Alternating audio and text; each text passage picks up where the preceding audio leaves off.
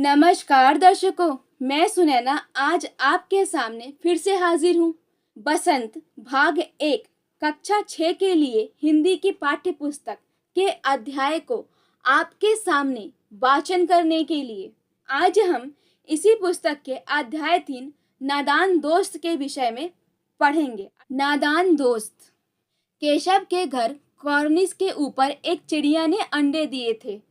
केशव और उसकी बहन श्यामा दोनों बड़े ध्यान से चिड़िया को वहां आते जाते देखा करते। सवेरे दोनों आंखें मलते कॉर्निस के सामने पहुंच जाते और चिड़ा और चिड़िया दोनों को वहां बैठा पाते। उनको देखने में दोनों बच्चों को ना मालूम क्या मजा मिलता। दूध और जलेबी की सुध भी ना रहती थी। दोनों के दिल में तरह तरह के सवाल उठते। अंडे कितने बड़े होंगे, किस रंग के होंगे, कितने होंगे, क्या खाते होंगे, उनमें से बच्चे किस तरह निकल आएंगे, बच्चों के पर कैसे निकलेंगे, घोंसला कैसा होगा। लेकिन इन बातों का जवाब देने वाला कोई नहीं। ना अम्मा को घर के काम धंधों से फुर्सत थी, ना बाबूजी को पढ़ने लिखने से।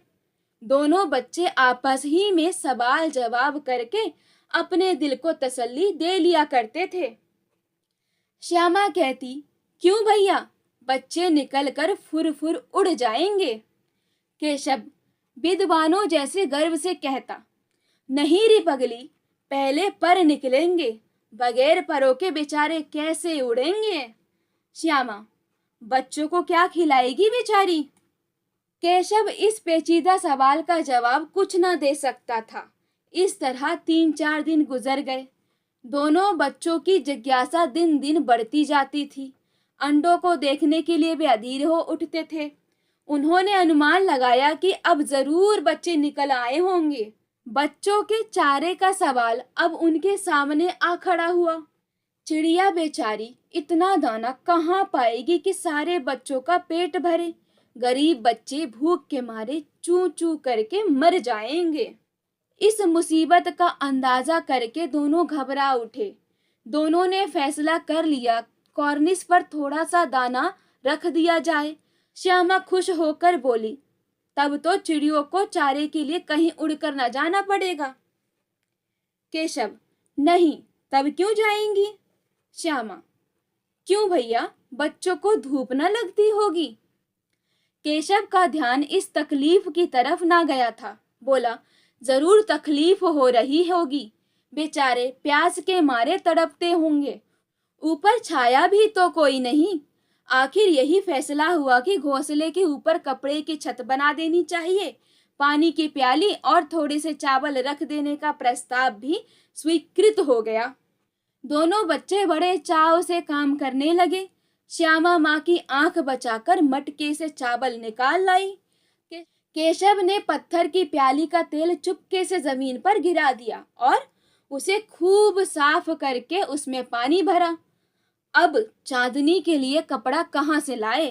फिर ऊपर बगैर छड़ियों के कपड़ा ठहरेगा कैसे और छड़ियां खड़ी होंगी कैसे। केशव बड़ी देर तक इसी उधेड़-बुन में रहा। आखिरकार उसने ये मुश्किल भी हल कर दी। श्यामा से बोला, जाकर कूड़ा फेंकने वाली टोकरी उठा लाओ, अम्मा जी को मत दिखाना। श्यामा, वो तो बीच से फटी हुई है, उसमें से धूप ना जाएगी। केशव ने झुंझला कर कहा, तू टोकरी तो ला, मैं उसका सुराख बंद करने की कोई हिकमत निकालूंगा।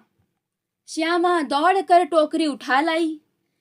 केशव ने उसके सुराख में थोड़ा सा कागज ठूस दिया और तब टोकरी को एक टहनी से टिकाकर बोला, देख, ऐसे ही घोंसले पर उसकी आड़ कर दूंगा, तब कैसे धूप जाएगी।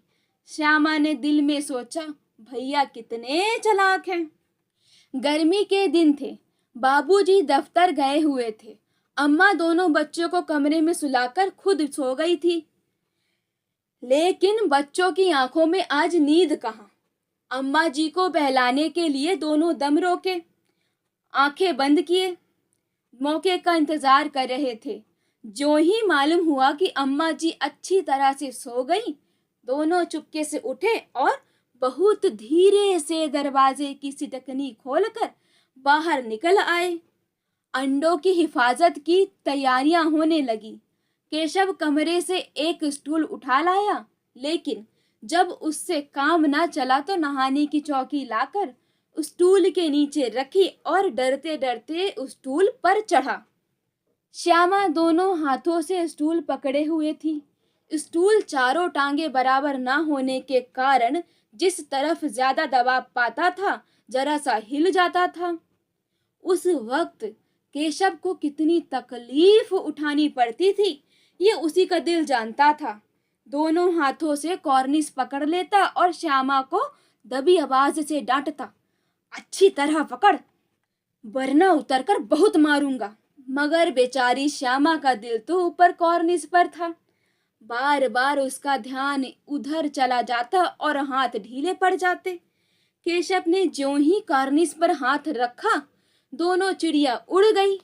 केशव ने देखा कॉर्निस पर थोड़े तिनके बिछे हुए हैं और उन पर 3 अंडे पड़े हैं। जैसे घोंसले उसने पेड़ों पर देखे थे, वैसा कोई घोंसला नहीं है। श्यामा ने नीचे से पूछा, कै बच्चे हैं भैया? केशव, 3 अंडे हैं, अभी बच्चे नहीं निकले। श्यामा, जरा हमें दिखा दो भैया, कितने बड़े हैं? केशव, दिखा दूंगा, पहले जरा चिथड़े ले आ, नीचे बिछा दूं, बेचारे अंडे तिनकों पर पड़े हैं। श्यामा दौड़कर अपनी पुरानी धोती फाड़कर एक टुकड़ा लाई। केशव ने झुककर कपड़ा ले लिया, उसकी कई तह करके उसने एक गद्दी बनाई और उसे तिनकों पर बिछाकर तीनों अंडे धीरे से उस पर रख दिए। श्यामा ने फिर कहा, हमको भी दिखा दो भैया। केशव, दिखा दूंगा, पहले जरा वो टोकरी तो दे दो, ऊपर छाया कर दूं। श्यामा ने टोकरी नीचे से थमा दी और बोली, अब तुम उतर आओ, मैं भी तो देखूं। केशव ने टोकरी को एक टहनी से टिकाकर कहा, जा दाना और पानी की प्याली ले आ, मैं उतर आऊं तो तुझे दिखा दूंगा। श्यामा प्याली और चावल भी लाई। केशव ने टोकरी के नीचे दोनों चीजें रख दी और आहिस्ता से उतर आया। श्यामा ने गिड़गिड़ाकर कहा, अब हमको भी चढ़ा दो भैया। केशव, तू गिर पड़ेगी। श्यामा, ना गिरूंगी भैया, तुम नीचे से पकड़े रहना। केशव, ना भैया, तू कहीं गिरा पड़ी तो अम्मा जी मेरी चटनी ही कर डालेंगी, कहेंगी कि तूने ही चढ़ाया था। क्या करेगी देखकर। अब अंडे बड़े आराम से हैं, जब बच्चे निकलेंगे तो उनको पालेंगे। दोनों चिड़िया बार बार कॉर्निस पर आती थी और बगैर बैठे ही उड़ जाती थी। केशव ने सोचा, हम लोगों के डर से नहीं बैठती, स्टूल उठाकर कमरे में रख आया, चौकी जहां की थी वहां रख दी। श्यामा ने आंखों में आंसू भरकर कहा, तुमने मुझे नहीं दिखाया, मैं अम्मा जी से कह दूंगी। केशव, अम्मा जी से कहेगी तो बहुत मारूंगा, कह देता हूँ। श्यामा, तो तुमने मुझे दिखाया क्यों नहीं? केशव, और गिर पड़ती तो 4 सर न हो जाते। श्यामा, हो जाते, देख लेना, मैं कह दूंगी। इतने में कोठरी का दरवाजा खुला और माँ ने धूप से आंखों को बचाते हुए कहा, तुम दोनों बाहर कब निकल आए? मैंने कहा था ना कि दोपहर को ना निकलना। किसने किवाड़ खोला? किवाड़ केशव ने खोला था, लेकिन श्यामा ने माँ से ये बात नहीं कही। उसे डर लगा कि भैया पिट जाएंगे। केशव दिल में कांप रहा था कि कहीं श्यामा कह न दे। अंडे न दिखाए थे, इससे अब उसको श्यामा पर विश्वास न था। श्यामा सिर्फ मोहब्बत के मारे चुप थी या इस कसूर में हिस्सेदार होने की वजह से, इसका फैसला नहीं किया जा सकता। शायद दोनों ही बातें थी। माँ ने दोनों को डांट टपट कर फिर कमरे में बंद कर दिया और आप धीरे धीरे उन्हें पंखा झलने लगी। अभी सिर्फ 2 बजे थे, बाहर तेज लू चल रही थी। अब दोनों बच्चों को नींद आ गई थी। 4 बजे एकाएक श्यामा की नींद खुली। किवाड़ खुले हुए थे। वो दौड़ी हुई कॉर्निस के पास आई और ऊपर की तरफ ताकने लगी।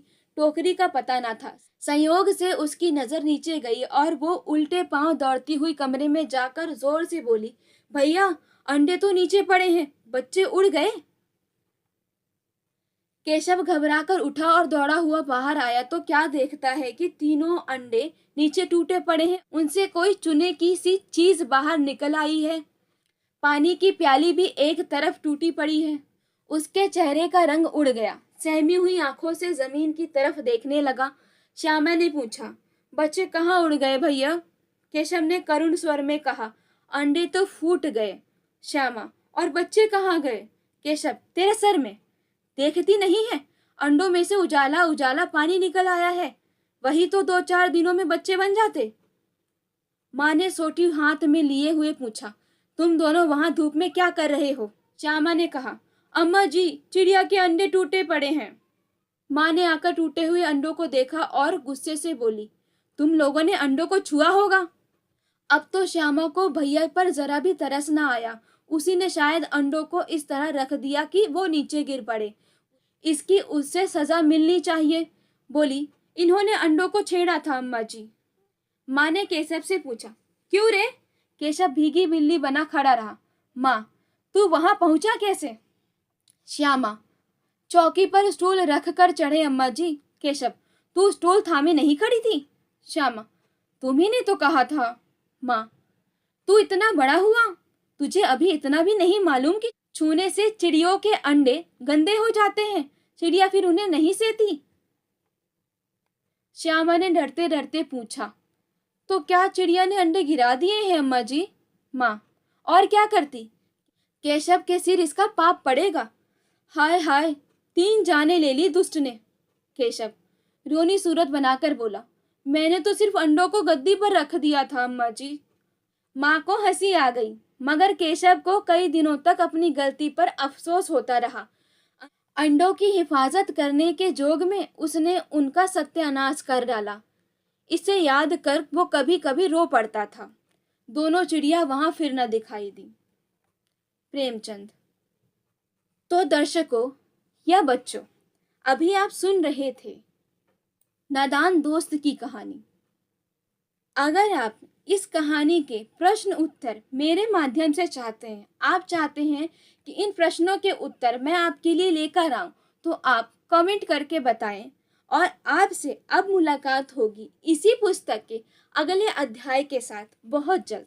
तब तक के लिए इंतज़ार कीजिए और जाने से पहले अगर आपने इस चैनल को सब्सक्राइब नहीं किया है तो सब्सक्राइब कर दीजिए, और कर दिया है तो बहुत बहुत धन्यवाद। फिर मुलाकात होगी अगले अध्याय के साथ। Bye bye.